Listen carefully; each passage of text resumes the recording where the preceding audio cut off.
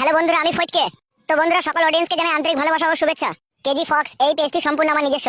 তো এই পেজে সম্পূর্ণ কমেডি ও ফানি ভিডিও আপলোড হয়, যা আপনাদের বিনোদনের জন্য। তাই বলছি, ভিডিওগুলো দেখার সময় হেডফোন অবশ্যই ইউজ করবে। পেজে নতুন হয়ে থাকলে অবশ্যই ফলো করে রাখবেন। তো চলো শুরু করছি আজকের কমেডি। তার আগে হেডফোনটা কানে গুঁজে নাও। আরে ও মা মেঘোরা দরজা খুলবে না মনে হচ্ছে, এক কাজ কর দরজা ভেঙে দে বাড়া। একেলো একটা ঝামাইল লাই তো। এই বোকাচোদারা যা করছে আমাকে মনে হয় মেরে ফেলবে আজকে। হ্যাঁ গো, কি করবে কি তাহলে, কি হবে এখন বলো?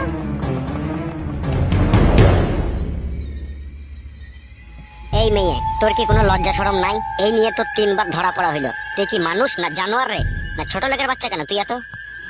কাকু কাকু, আমার অন্যায় হয়ে গেছে কাকু, এবারকার মতো তোমরা আমাকে ক্ষমা করো কাকু। এইরকম নোংরা চরিত্রহীন মেয়ের না এই গ্রামে বাড়া কোনো ঠাই হবে না। নেড়া ফেরা কর বাড়া, এই মাথায় ঘোল ডাল গ্রাম থেকে খেতা বাড়া। চো বাড়া, বাইরে নিয়েছে ওকে। আরে মামেগোর পানে তাকিয়ে দেখো না, মামেগো মনে হচ্ছে কিচ্ছু জানে না। মামেগো মনে হচ্ছে ভাজা মাছটা উল্টে খেতে জানে না। মামেগো এমন ভাবে পেছনে দাঁড়িয়ে আছে, সুবিধা বাচ্চা খানকি ছেলে। এই মেয়ে, তুমি বাড়ির বাইরে এসো, ঠিক আছে? ঘর থেকে বাইরে চলো, ঠিক আছে? ওখানে গিয়ে কথা হবে, এসো। চো তোরা বাইরে চো।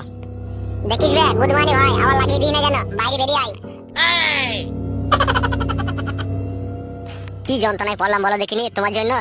হ্যাঁ, শুধু আমারই কি দোষ নাকি? বকছো আবার তুমি। বেশি কথা বলো না, চলো বাইরে বের হও। এইভাবে চিন্তা করলে হবে না বাড়া, যা করতে হবে তাড়াতাড়ি করতে হবে।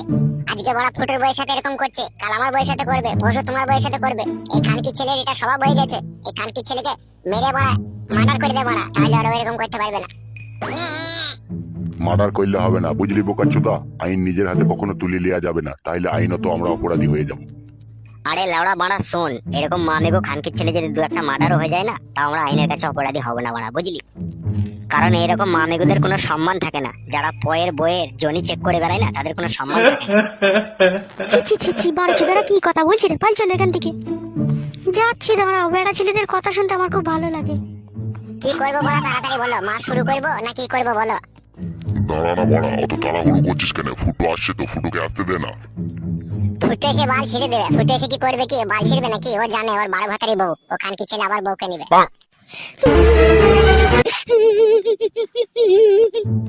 এই ঢেমুন মাগি, নাইন করার সময় মনে ছিল না? এখন হু হু করছিস? 12 চুদি মাগি, এর আগেও 3বার নাইন করলি। তোর ভাতাটা ভালো বলে তোকে নিল। তোর মতো বেশটাকে আবার ঘরের তুলাই তো ভুল করেছে সে ছোড়া। ঠিকই বলেছো দিদি, 1-2বার হলেও মানা যায়। এটা নিয়ে 3-3বার, এটা কি কোনো পুরুষ মানুষ সহ্য করতে পারে? 3বার যদি তার বউ ধরা পড়ে। আর তুই গুদমারানি ভাই দেখলে বলে হারি যায়, একই ভুল। তোরা 2বার 3বার কি করে করিস? আরে গুদমারানি ভাই, তোদের কি করে সম্মান নাই? শালা খানকি ছেলে। খিস্তি করবি না বড়া, বলে দিলাম। আবার কথা বলছে, খানকি ছেলেকে কোনে মারবো। ওই তো ফুটা আসছে তো। ও এসে আর কি বাল ছিড়বে? ও কি সেই পুরুষ সেই বউটাকে জব্দ করতে পারবে? আরে বাপ ভাতারি মাগি, এই মামেগুটার সাথে আর কতবার ধরা পড়বি তুই? আর কতবার এই গ্রামের লোকের সামনে আমাকে ছোট করবি? খানকি মাগি, তার চেয়ে তুই আমাকে বিষ দিয়ে মেরে দিলে বাপ ভাতারি। যে চিরজীবনকার মতো এই মামেগুর সাথে তুই চলে যা, শুধু মারানি মাগি। আরে মামেগো খানকি ছেলে শুইরে বাচ্চা, আমার বউকে যদি তোর এতই পছন্দ হয়, তা খানকি ছেলে তুই বিয়ে করে নে রে মামেগো। আমি আর লোবো না, তুই লিয়ে লেগা বাপ ভাতারি বেটা। শুধু ছেলেটা দোষ দিলে হবে? তোমার বউয়েরও দোষ আছে। তোমার বউ ঢেমুন, পাকা ঢেমুন তোমার বউ। সুইরের বাচ্চা, গুদমারানির ছেলে, তোর জন্য আমি কোনো সম্মান পেছি না বে? তুই এমন খানকি ছেলে, তুই খানকি ছেলে। আমার বইয়ের জনিটাকে তোর এতই পছন্দ? হারে মা আমিগো, তোর রাত দিন মানছিস না, এইভাবে চলে যাচ্ছিস আমার বইয়ের কাছে, আর তুই আমাকে সমাজের সামনে দোষী করছিস। চুদমারানির বেটা, খানকি ছেলে, তোর গোষ্ঠী গুদ মারবো আজকে, খানকি ছেলে। আর তুই ভাই ভাতারিকে, তুই ভাই ভাতারির ওই পাশি কাটবো, তোর ওই পাশি কেটে আচার দেবো। তোর ওই পাশিতে দেখবো কত পাওয়ার আছে। এই পর পুরুষে নিয়ে ঘরের ভিতরে আটা মাখামাখি, 12 চুদি মাগি, তোর জন্য আমি কোনো সম্মান পেছি না, ঢেমুন মাগি। আবার ও করছিস কেন?